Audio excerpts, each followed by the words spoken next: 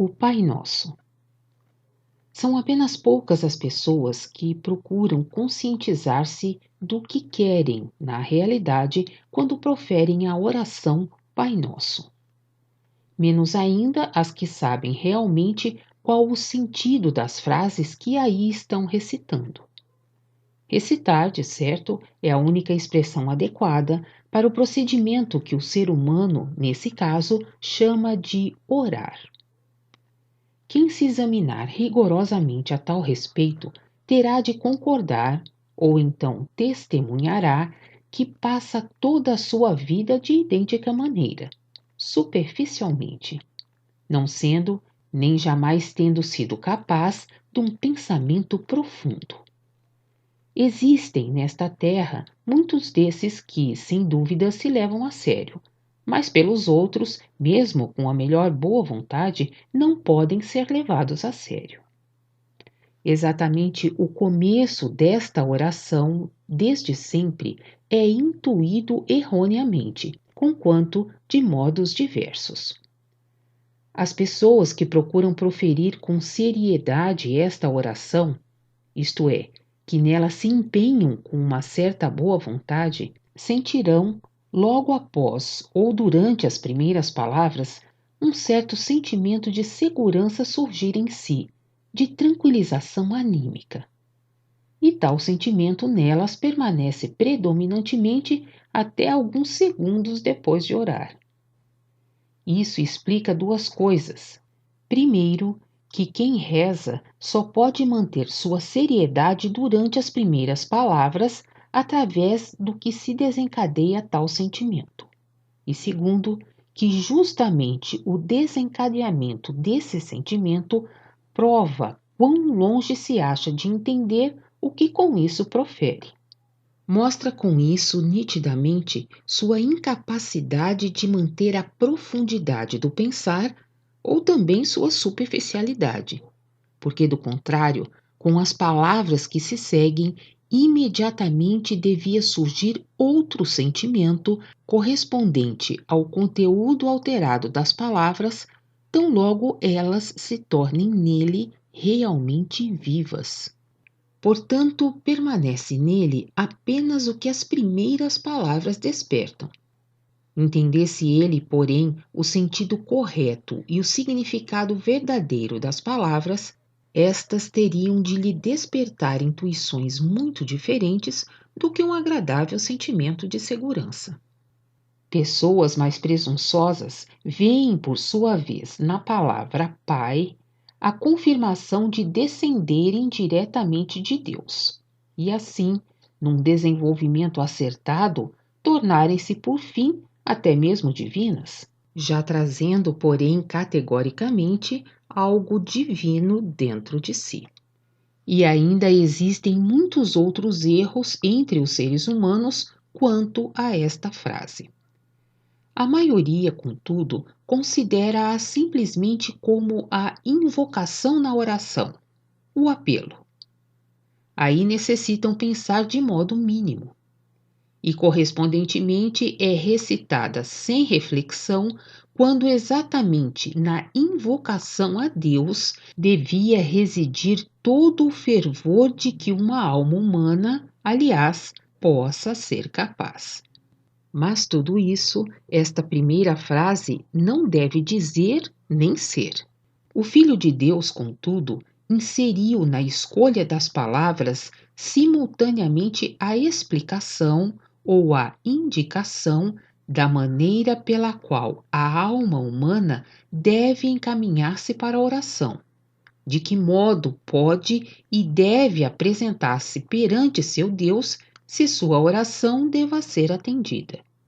Diz exatamente qual a disposição que ela deve possuir em tal momento, como tem de ser seu estado de pura intuição, quando quiser depor seu pedido nos degraus do trono de Deus. Assim, a oração toda se divide em 3 partes. A primeira parte é o entregar-se totalmente, a rendição da alma perante seu Deus. Falando figuradamente, ela se abre de todo diante dele antes de se aproximar com uma súplica, dando testemunho assim de sua própria capacidade de boa vontade pura. O Filho de Deus quer com isso deixar claro qual deve ser a intuição para formar a base de uma aproximação de Deus. Por isso, apresenta-se como um grande e sacrossanto juramento, quando no início se encontram as palavras: Pai nosso que estás no céu. Considerai que oração não tem a mesma significação que pedido. Do contrário, não haveria orações de agradecimento que não contivessem nenhum pedido. Orar não é pedir. Já aí, o Pai Nosso tem sempre sido incompreendido até agora por causa do mau hábito do ser humano de nunca se dirigir a Deus a não ser para esperar alguma vantagem ou mesmo exigir, pois no esperar já se encontra o exigir. E aí a criatura humana realmente sempre espera algo. Isto ela não pode negar. Mesmo falando em traços gerais, que exista nela apenas o sentimento nebuloso de receber remotamente um lugar no céu. O ser humano desconhece a jubilosa gratidão de usufruir de modo alegre a existência consciente que lhe foi dada, co-participando na grande criação para o bem de seu ambiente, assim como é desejado por Deus ou por Deus com razão esperado. Tampouco pressente que é justamente isso e somente isso que contém seu próprio e verdadeiro bem, seu progresso e sua ascensão. Em tal base desejada por Deus, porém, encontra-se em verdade a oração Pai Nosso. De outra forma, o Filho de Deus nem poderia tê-la dado, pois apenas desejava o bem dos seres humanos, e isso só se fundamenta na observação e no cumprimento certo da vontade de Deus. A oração dada por ele é, portanto, tudo menos um pedido, mas sim um grande juramento do ser humano abrangendo tudo, o qual nisso se prostra aos pés de seu Deus. Deu-a Jesus aos seus discípulos, que estavam dispostos naquele tempo a viver em pura adoração a Deus, a servir a Deus com seu viver na criação e com esse servir honrar sua sacrossanta vontade. A criatura humana devia pensar bem e maduramente se pode atrever-se, apesar de tudo, a se servir dessa oração e a pronunciá-la. Devia averiguar severamente se, enunciando-a, não procura de certa forma enganar a Deus. As frases introdutórias advertem com clareza suficiente que cada um deve se examinar se também é realmente assim como nelas se apresenta. Se com isso ousa se aproximar sem falsidade diante do trono de Deus. Se, contudo, vivenciardes em vós as 3 primeiras frases da oração, então elas vos conduzirão aos degraus do trono de Deus. Elas são o caminho para isso quando numa alma chegarem a um vivenciar. Nenhum outro levará até lá. Mas este, seguramente. Não vivenciando essas frases, nenhum dos vossos pedidos poderá chegar até lá. Deve ser uma invocação delicada e, contudo, jubilosa quando ousais proferir: Pai nosso que estás no céu. Nessa exclamação repousa a vossa sincera afirmação: A ti, ó Deus, dou todos os direitos de Pai sobre mim, aos quais quero submeter-me com obediência infantil.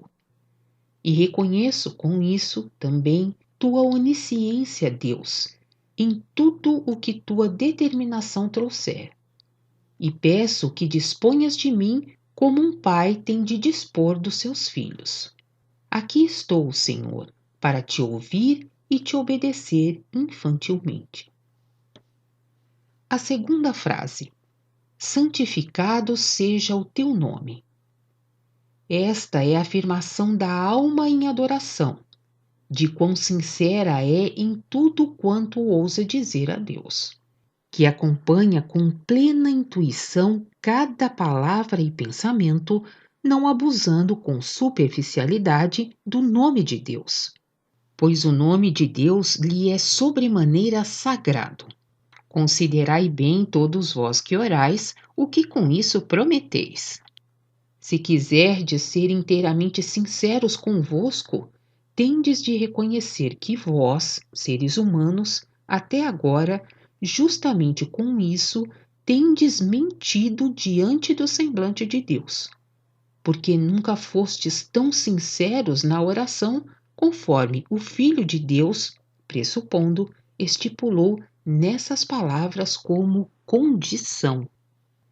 A terceira frase: venha a nós o teu reino. Novamente não é nenhum pedido, mas apenas uma promessa a mais. É um prontificar-se de que, através da alma humana, tudo deve tornar-se aqui na terra tal como é no reino de Deus. Por isso, a expressão venha a nós o teu reino, isto quer dizer, queremos chegar também aqui na terra a tal ponto que o teu reino perfeito possa estender-se até aqui. O solo deve ser preparado por nós de modo que tudo viva apenas segundo tua santa vontade, isto é, cumprindo plenamente as tuas leis da criação, de maneira a tudo se realizar tal qual é em teu reino, o reino espiritual, onde se encontram os espíritos amadurecidos e livres de todas as culpas e cargas, que apenas vivem servindo à vontade de Deus, porque somente no cumprimento incondicional desta surge algo de bom, pela perfeição nela latente.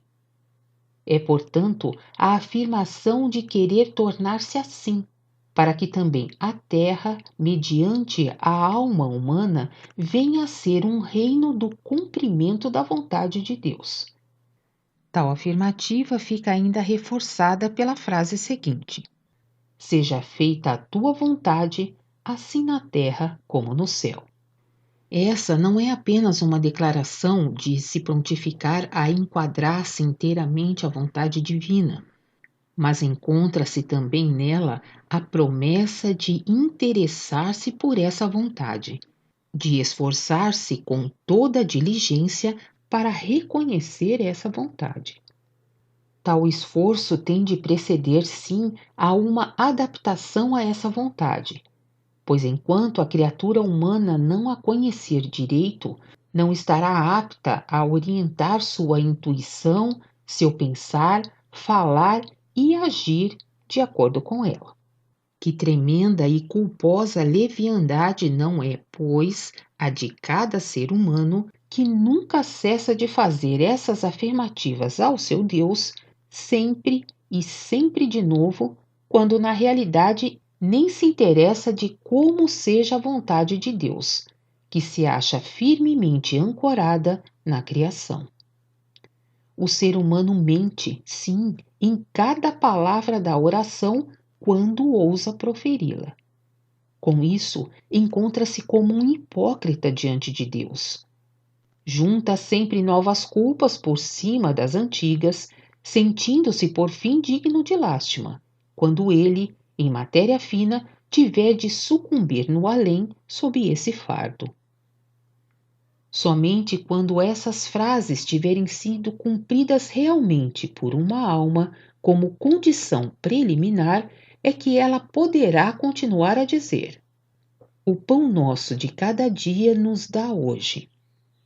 Isso equivale a dizer: se eu cumprir aquilo que afirmei ser, deixa então que a tua bênção paire sobre minha atuação terrena, a fim de que disponha sempre de tempo para conseguir meu necessário sustento de vida na matéria grosseira, para poder viver segundo a tua vontade. E perdoa-nos as nossas dívidas, assim como nós perdoamos aos nossos devedores. Nisso jaz o conhecimento dos efeitos retroativos, incorruptos e justos das leis espirituais que transmitem a vontade de Deus. Simultaneamente, também a expressão afirmativa de plena confiança nisso, pois o pedido de perdão, isto é, de remissão das culpas, baseia-se estritamente no cumprimento anterior pela alma humana do próprio perdoar de todas as injustiças que os semelhantes lhe fizeram. Quem tiver sido capaz disso, quem já houver perdoado tudo ao seu próximo, ficará de tal forma purificado que nunca virá a cometer intencionalmente nenhuma injustiça. Com isso também estará livre de todas as culpas perante Deus, uma vez que só é considerado como injustiça o que tiver sido feito intencionalmente de má fé.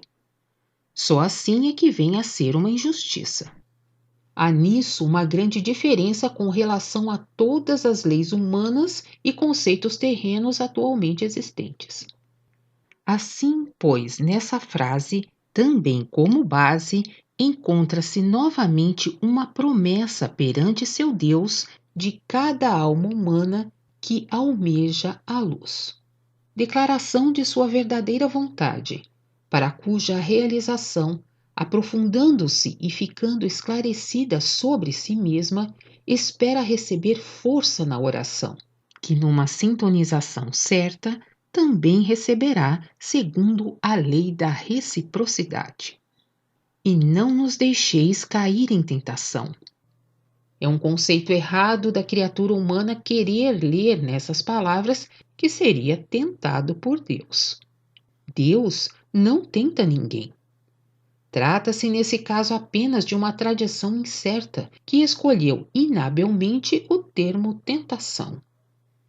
Seu sentido correto deve ser classificado no conceito de errar, perder-se, isto é, andar errado, procurar erradamente no caminho ao encontro da luz. Equivale a dizer: não nos deixes tomar caminhos errados, procurar erradamente. Não nos deixes perder o tempo, desperdiçá-lo, malbaratá-lo.